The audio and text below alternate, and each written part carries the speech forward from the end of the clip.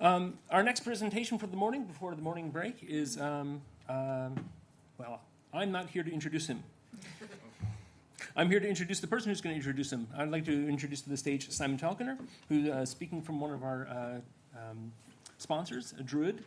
Fun fact about Druid, they've started their business today. Yes, today is the first day that Druid's been in business, and what are they doing with their business day? They're spending it at Govis. That's a double thumbs up. Thank you so much, Simon. Thanks very much. It's great to be here. It's my privilege today to introduce our keynote, Murray. This is not a stitch-up on behalf of the Anglican Church. We're right opposite our headquarters. My wife and I are both Anglican priests, so it's great to have you here in a very different context, Murray. When the mission needed a new building, a place to serve our city's most vulnerable with dignity and hope, Murray got it done. That's leadership in action. And when I hear Murray talk about the poor and the needs in Wellington, he's a person who makes me care. Because when you lead with authenticity, you can change how people think and act. So, Murray, it's really good to have you here this morning. Very quickly about our business. Yes, we are launching today as our soft launch of Druid. We are lining up with that idea of love and making people not hate one another. The idea that your users don't like calling their service desk. You generally call your service desk when you're annoyed. You've already got upset people. I'm going to let you in a little secret. Your service desk don't like being called either. And so we live in this world where there's this constant friction and aggravation.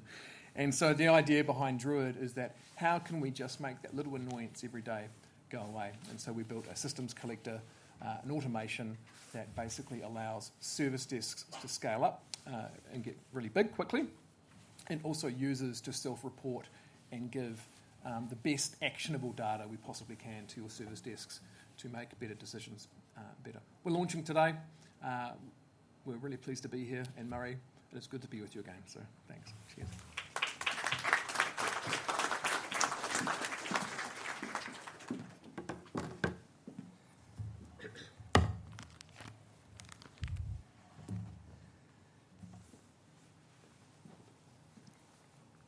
Tēnā koutou, tēnei te mihi atu ki e tātou e huhu mai nei. I auka rangatira ana hui wha ki te mihi ki koutou.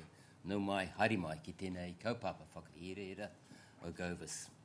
Ko Puki Taha toko manga, ko Wainui Amata toko wawu, ko Rodney Tiwaka. Ko Murray Edridge toko inua, ko Kai Whakahaere, hei manu tōpua. Hei whakamaru o te kariwai o te panipani o te ika Maui. Nō reira, ena iwi, ena matawaka, ena mana, ena reo. Tēnā koutou, kia ora tātou katoa. See, I can learn some things. Do you want to take my photo down? I can just see it in front of me and it's really distracting. Anyway, maybe it'll just stay there. That's fine. Well, good morning. It is lovely for me to be here. It's a huge privilege for me to be in this space. That's way better. And I am in awe of all of you and what you do. But you may have looked at your program and wondered what I was doing in it. I've wondered the very same thing myself. And I'm still kind of wondering now what it is I can usefully add to anything that you may want to know. Because what I know about digital technology and AI is nothing you need. In fact, my children, who are always the measure of my reality check, I said to them I was speaking at a creative digital government conference, and they said something rude actually first, and then said, why? What have you got to add in that space? And it's interesting because when Richard started, and is Richard still here? Or is he gone? Awesome, my friend. What a hard gig to talk after that man, you know. I wish they'd put me on first or later in the program. And when Richard first started talking, I thought, I am the antithesis of this man. And yet I found there's quite a lot of things we've got in common, so that might come out in the next few minutes. Because I suspect I went to school with Colin. Or in fact, he might have been a bit younger than me. Because, you know, I was thinking about the digital space. And when I went to high school, there were two things I had to have in my school bag. That's in addition to my lunchbox and my football boots. And that was a slide rule and a book of logarithmic tables. Does anyone even know what they are? Oh, wow, okay, there's a few that are my generation. That's awesome. That makes me feel way better. And when I was at school, we didn't have things like calculators. In fact, the last 2 years of my high school experience, you could have a calculator, but only if mum and dad were wealthy. And so we didn't have the devices, we didn't have the technology. And like Colin, I did a finance degree at Victoria University. And in my last year of university, they said, by the way, if you don't know how to use a computer, you're in trouble. And nobody knew how to use a computer. And I remember a conversation in 1982, I believe it was, and someone was talking about this thing called the internet. And apparently it was going to hold all the data we knew about, and apparently it was going to change our lives. And it sounded very futuristic and sci-fi and pretty unbelievable. And here we are today. So what useful thing can I talk to you about? I thought I'd reflect on a career of 43 years. And I don't know how it got that long, actually, so I don't really feel that old. But what I've learned about is not about technology, but about people. And what do people most need? And I suspect in the middle there's an intersection somewhere. Over the years, I've interviewed and recruited many hundreds of people. And if you get interviewed by me, if you have the misfortune to be interviewed by me, you are likely to be asked one of two questions. And so I'm going to give you the answer today, just in case it ever happens. The question that I favour most in an interview that I will inevitably ask is, what is the best thing you have ever done? What is the best thing you have ever done?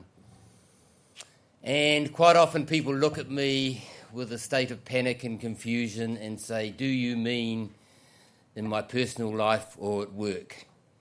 So about that point I say something really helpful like, you choose.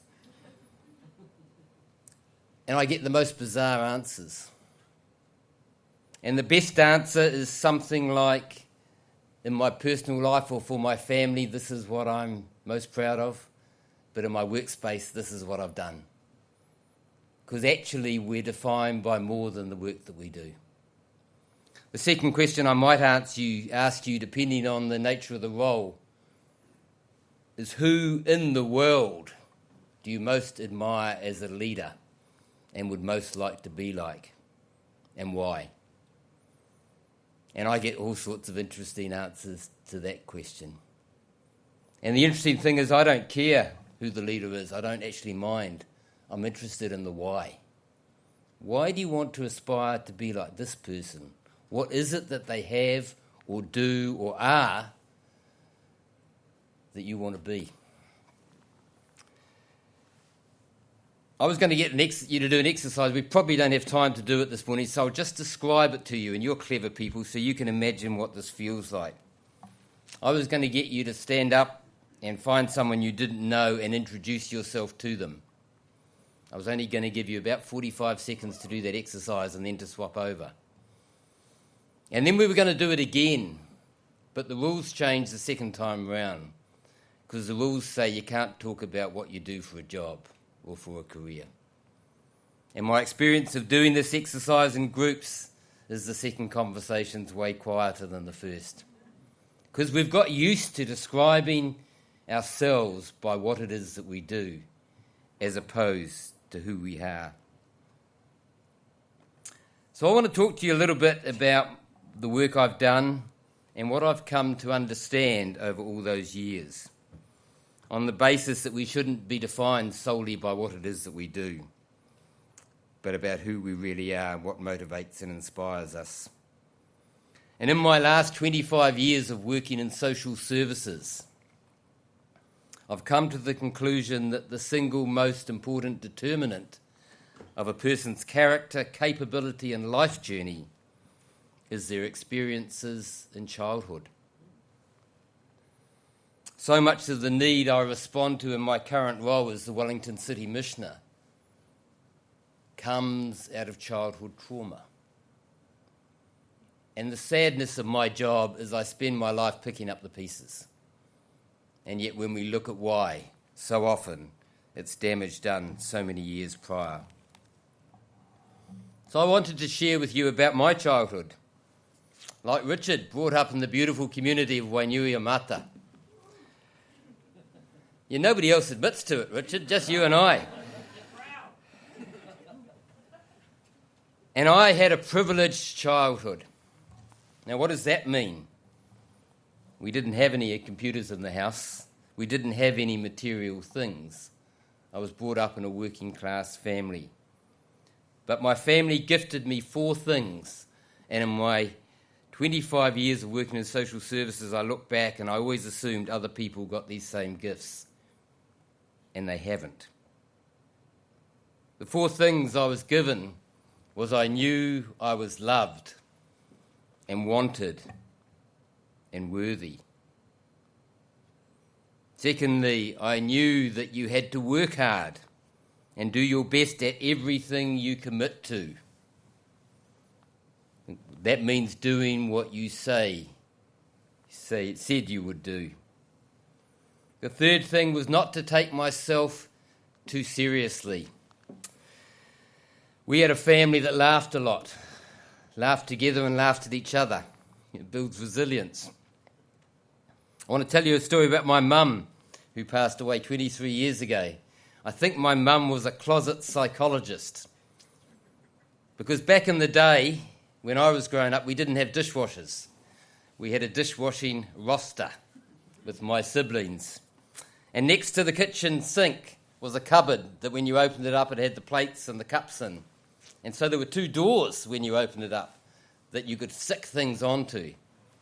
One of the doors had the dishwashing roster on it, so we knew what nights we were on. The other had a poem that my mother had put there called The Indispensable Man. And my siblings and I learnt it by rote as kids. Sometime when you're feeling important, sometime when your ego's in bloom, sometimes when you take it for granted you're the best qualified in the room, sometimes when you feel that your going will leave an unfillable hole, just follow this simple example and see how it humbles your soul. Take a bucket and fill it with water. Put your hand in right up to the wrist.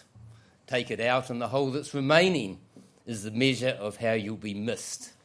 You may splash all you like as you enter or stir up the water galore. But wait and see in a moment that it looks just the same as before. The moral of this quaint example is do just the best that you can. Be proud of yourself, but remember, there's no indispensable man. I learnt that as a 5-year-old. It's a good lesson. None of us are indispensable. And the 4th thing I learned in my childhood was every person is worthy of my courtesy and my respect. And it just breaks my heart that not everybody else had those 4 gifts as a child. I went on and became a chartered accountant, did commercial stuff as a commercial professional for 20 years. Until I became greatly convicted about my lack of contribution back to the community. I became really angst about the lack of dads in children's lives. And so I got a job in Barnardo's, New Zealand, which is where I first met Brenda. It was a long time ago. Back when she was Bridget. Back when she was Bridget, yeah, things have moved on. And Brenda and I worked together, doing stuff with children and families that was deeply important. And I became the CEO of Barnardo's and was in that role for 8.5 years. Spent a lot of that time talking about how hard it was to do business with government. And then Peter Hughes said, well, if you think you can make a difference, you better come in and fix it. And so I got employed as a Deputy Chief Executive in the Ministry of Social Development. Did that for 5 and a bit years until I kind of got sacked. So that's a long story, which we won't talk about today. Went off and did work in Auckland, South Auckland, with youth offenders and their families under a social impact bond. Fascinating process. and then 7.5 years ago took up a role as the Wellington City Missioner. Over more recent years, I've experienced the real joy of becoming comfortable with myself. That might sound like an odd thing to say. What it means is I like myself more than I used to. And I'm comfortable in my own skin. And in practice, what that means is I will do the best I can to help other people. I have an opinion on everything. I'm happy to share it with anybody who wants to listen. And it doesn't bother me whether they take my advice or not. I treat myself with what I call extraordinary respect. And it comes from one of my favourite stories, which I thought I'd share with you. It's called The Rabbi's Gift. Brenda, do you remember the story? From a very long time ago. It was about a monastery. The monastery was a source of light and inspiration to the entire kingdom. But over time, the monastery started to deteriorate, and the monks got older, and it ended up, a few of them had died, and they were down to a handful of monks and the abbot, who was their leader, and they were despairing about what could save the monastery. So one day, the abbot decided to go for a visit to his friend, the rabbi, who had a little cottage that he used as a hermitage in the woods. And he and the rabbi spent the day together, and they wept together, and then they read the Torah, and they shared their concerns, because the rabbi said nobody comes to the synagogue anymore either. But at the end of the day, the abbot was preparing to go and said, "My friend, it's been wonderful to be together today, but have you nothing that can save the monastery?" And the rabbi said, "Alas, I do not. All I know is that the Messiah is amongst you." So the abbot returned to the monastery, and the monks all gathered and said, "What did the rabbi say?" And the abbot said, "Well, nothing really, except he said the Messiah was amongst us." And the old monks pondered what that could mean. Must be the abbot. He must be the Messiah because he's the leader of the group. Or maybe it's Brother Stephen because he's always there when you need him. Or Brother Philip because he reads the scriptures every day. And one by one they thought about who could be the Messiah. And in the off chance that one of them was, or in the off chance that they themselves were, they started to treat each other and themselves with extraordinary respect. Now, the monastery was in a very beautiful part of the woods where there were clearings and beautiful trees, and people would come and picnic and walk the paths of the forest. And the aura of extraordinary respect emanated from the monastery. And one day a young man asked if he could join the order, and then another, and then another, and then another. And in a very short time, the monastery once again became a thriving place of light and hope for the entire kingdom. What would our families look like if we treated each other and ourselves with extraordinary respect? What would our community look like if we treated others and ourselves with extraordinary respect? What would government look like if we treated others and ourselves with extraordinary respect? As I get older, I've been reflecting on the legacy I leave behind. I now have the privilege of having two little people in my life that bring me enormous joy and provided me my most significant role yet, being the best papa I can be. And I find myself asking me regularly, what do I want Louis and Layla to remember me for? Sounds a bit morbid, but it's an interesting thing to reflect upon. There's an American philosopher called Aldous Huxley who said, "Experience is not what happens to you. Experience is what you do with what happens to you." So how do I apply that for maximum effect? What are the things that are most important? What do you most believe in? Family? Faith? Flag? All of the above? I spent over 5 years in central government as a Deputy Chief Executive in MSD. It was a greatly privileged role. I had the opportunity to do some very cool things. And in so many ways, being a public servant, government defines how you are to be and to behave. But what happens when that's a rub with who you are and your personal value set?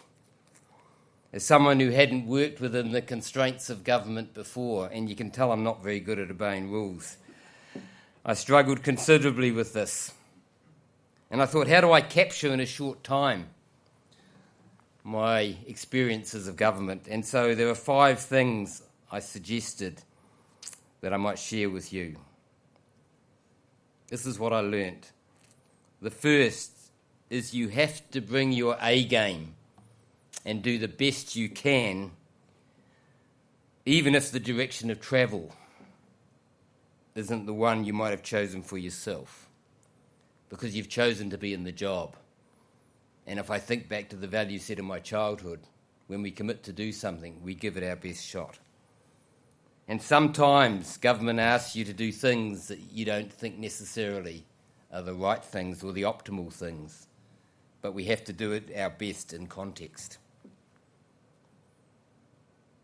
Secondly, even though being in government means you're further away from the ultimate recipient of the value of what you do, and I'm talking about the general public in this context, you owe it to them to do your best. One of my favourite activities in MSD was to take policy analysts to visit community agencies that I used to fund and explain to them that at the end of each policy decision there was a real person. And the policy decisions they made, often wise, well-informed policy decisions, had real impact on people's lives. And sometimes they had impacts they didn't understand, but they needed to know about.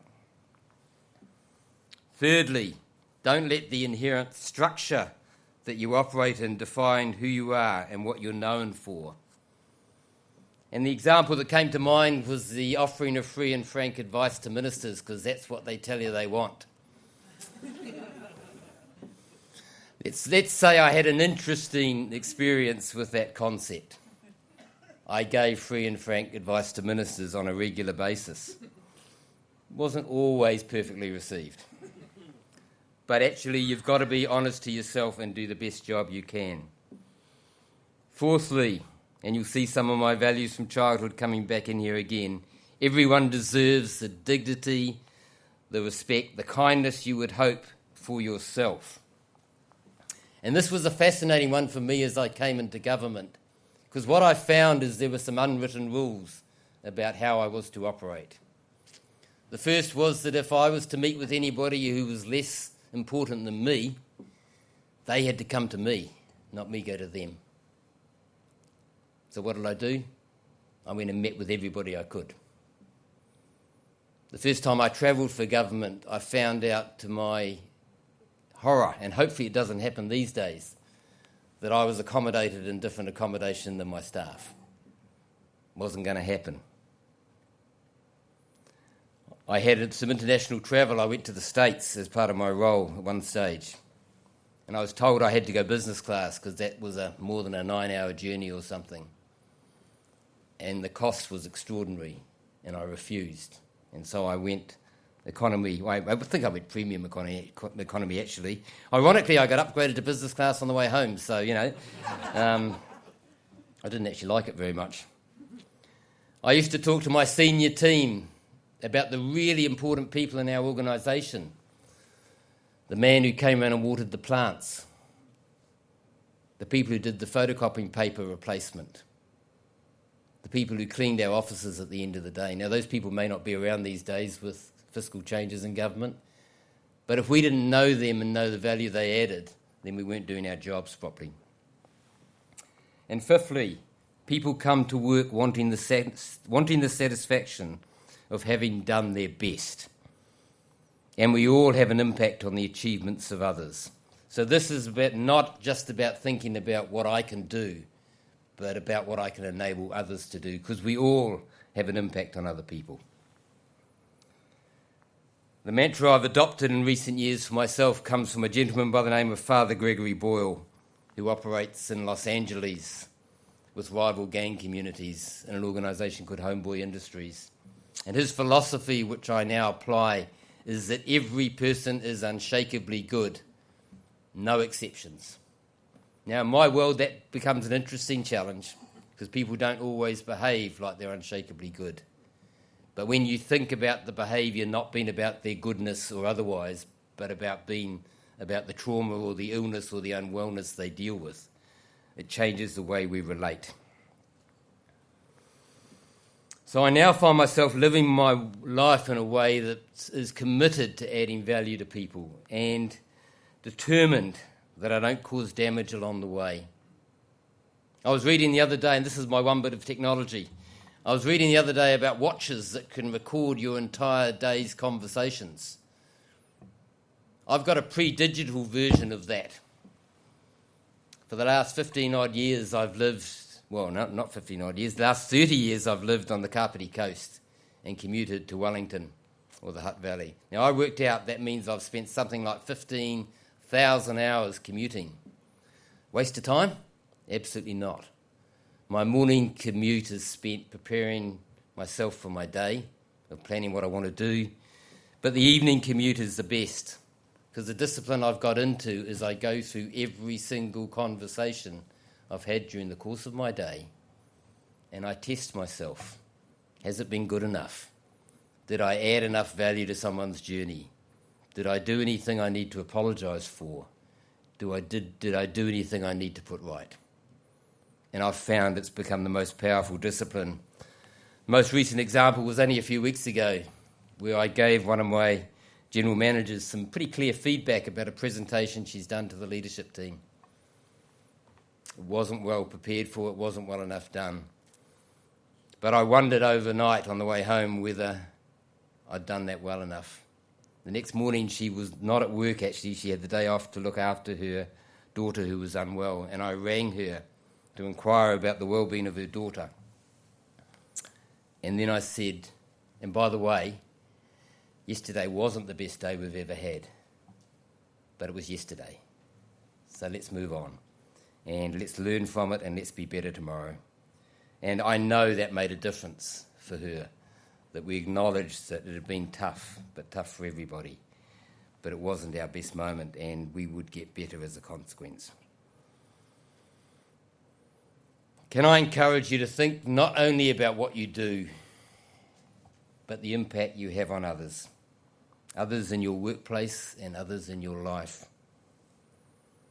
And I want to share with you, as I conclude, one of my other favourite stories, and it's about a builder. And we'll call him Bob, because all good builders are called Bob, aren't they?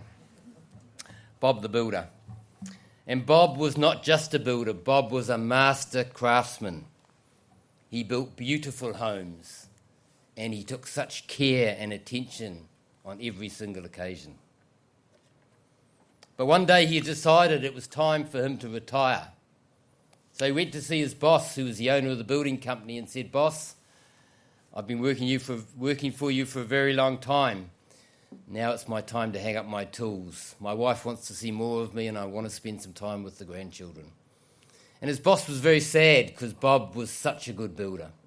So he said to him, "Bob, yes, of course I'll accept your retirement. On one condition, I'd like you to build me one more home before you retire." And Bob was pretty disappointed about that because he really wanted to finish. But because he trusted his boss and had had the confidence of him for so many years, he decided to do that. And so Bob commenced the build of his very last home. But after a while, it became obvious that he didn't really have his heart in it. He took shortcuts, he used inferior materials, and the quality of the build wouldn't have been what he would have desired. But he was determined to get it finished. And so the day came when the house was finished, and his boss came to see him and said, "Bob, thank you for your years of honest service. because of that, I want to give you a gift on your retirement. And he handed him the keys and said, this is your home. If only he'd known, he would have done it all a little bit differently. And so it is for us. Every day we put up a wall, we install a bit of architrave, we put in a window, and we get one chance to get it right. Let me conclude with my favourite quote, which sits above my desk. It's from a well-known ancestor of mine, a gentleman by the name of William Carey, who's known in church circles because he was the first of the Christian missionaries into India way back in the 1700s. He's my great-great-great-grandfather. And what he said was this: I'm not afraid of failure. I'm afraid of succeeding at things that don't matter. I'm sure the things you succeed at really, really matter. Make sure they do. And the work you do adds value to people's lives. And so I encourage you to keep on doing it. But know the impact you have on people around you. And pay attention to things that aren't in your workplace. Because ultimately the things of family and the things of relationships and of community are far more important. Thank you very much.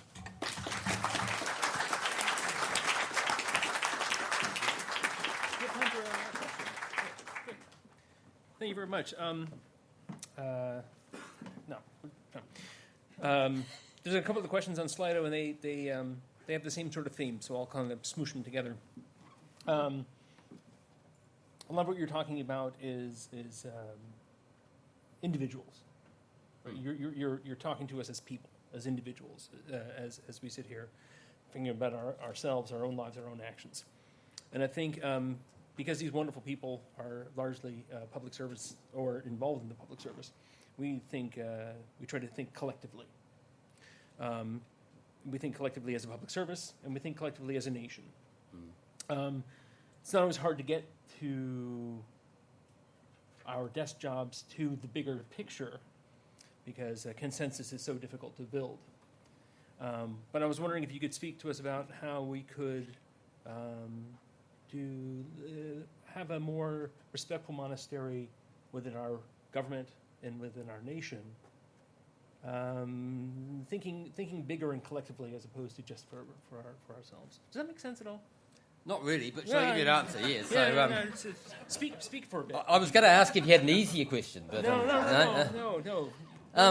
I mean, government by definition is collective because we're collective as a community, but a collective of people is made up of a bunch of individuals. And when we employ someone to come and do a job, and this is why I ask the sort of questions I do in interviews, when I employ someone for a job, I'm not just employing a bit of them, I'm employing all of them, although I only get a little bit of their time. And everything that happens in their life contributes to how they do their job. I mean, I've got a philosophy on this because people have talked for years on work-life balance. I think it's a nonsense. Work's an integral part of the lives we live. Now, we've got to be careful we get the relative proportions okay, because otherwise we get pretty skewed. But that's the same both ways.